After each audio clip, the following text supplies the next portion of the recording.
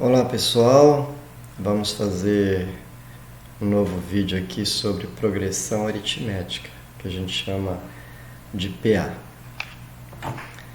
Bom, o que seria então uma progressão aritmética? É uma sequência numérica em que cada termo, a contar do segundo, é a soma do anterior, termo anterior, com uma constante, chamada razão, que a gente vai representá-la por um Rzinho, ok?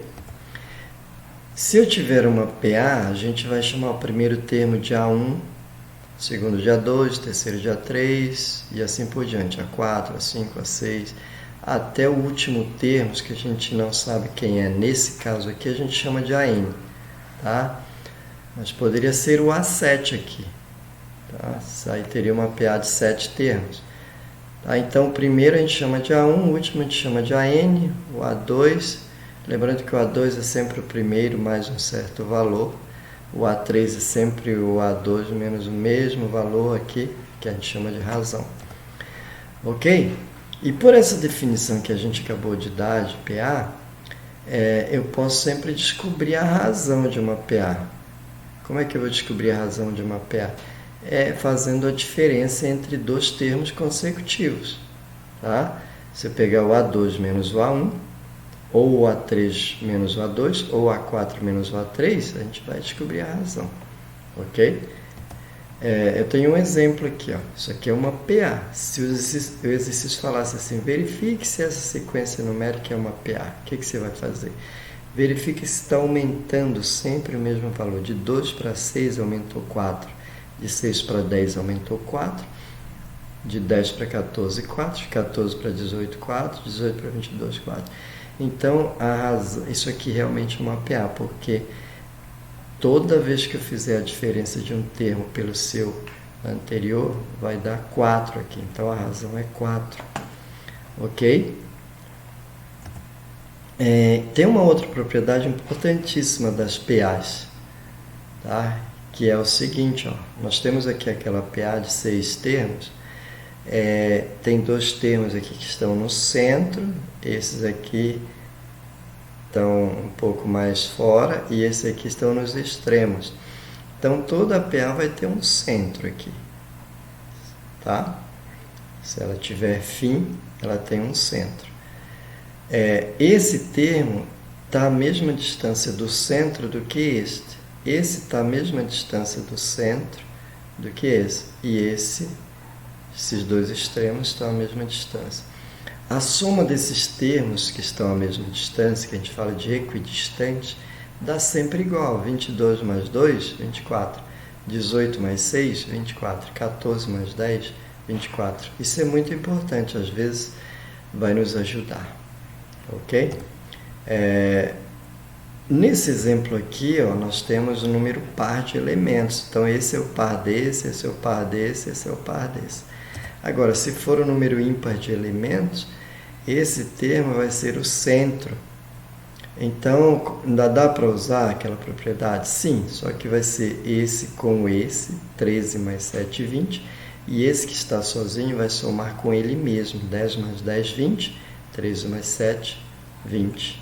Ok? Então, eu vou usar essa propriedade dos termos equidistantes. Eu também poderia usar a propriedade da razão aqui, tá?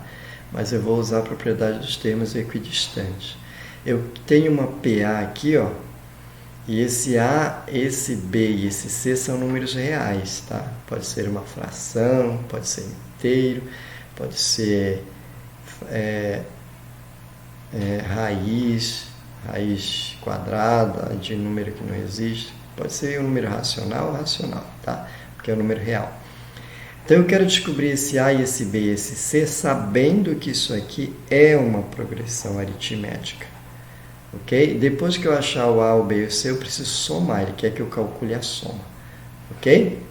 Então, vamos ver como é que a gente calcula isso aí.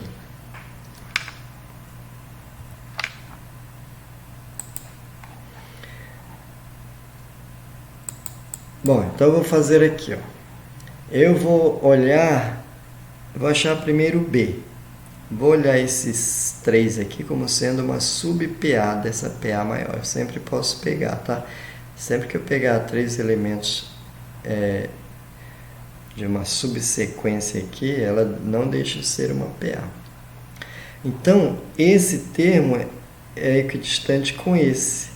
Eu vou somar esses dois e esse vou somar com ele mesmo, porque ele é o centro, tá? Então, 1 mais 1/4 é igual a B mais B. Então, eu vou partir daqui, ok? 1 mais 1/4 é a mesma coisa que 4/4 mais 1/4, que 1 é 4/4. Por que eu escolhi trocar 1 por 4/4? Porque ele vai ficar com denominadores iguais, aí vai dar 5/4 isso aqui.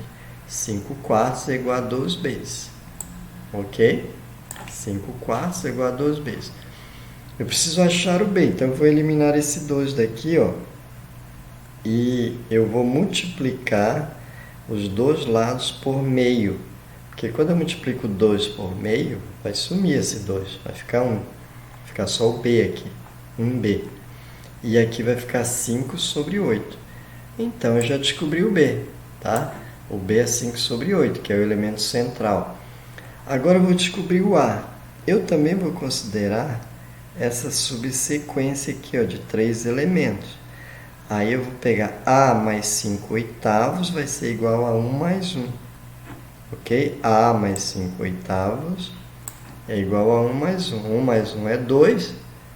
Daí esse 5/8 está somando do lado esquerdo, fazendo mais operações, ele vai aparecer aqui como menos 5/8. Ok?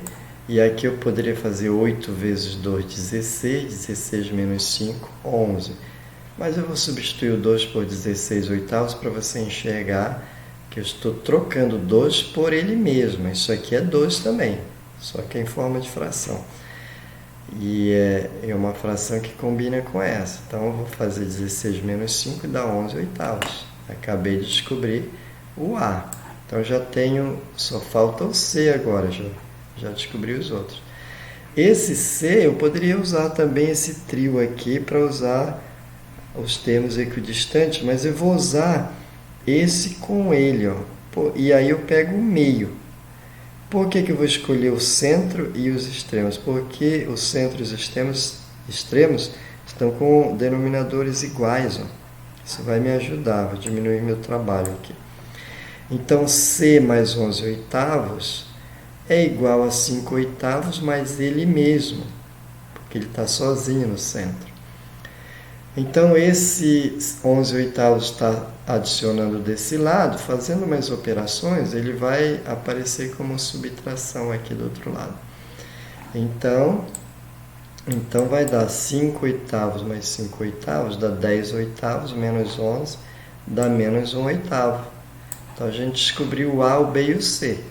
Só revisando, o A é 11/8, o B é 5/8 e o C é menos 1/8. Somando os três, vai ficar 11/8 mais 5/8 dá 16, menos 1, 15/8. Assim está resolvido o exercício. Eu resolvi esse exercício usando a propriedade dos termos equidistantes, mas eu poderia também usar a propriedade da razão, que é um termo menos o seu anterior. Daria o mesmo resultado. Talvez desse mais trabalho ou até menos trabalho. Só verificando. Bom, no próximo vídeo eu vou falar sobre o termo geral da PA e a soma dos termos de uma PA. Ok?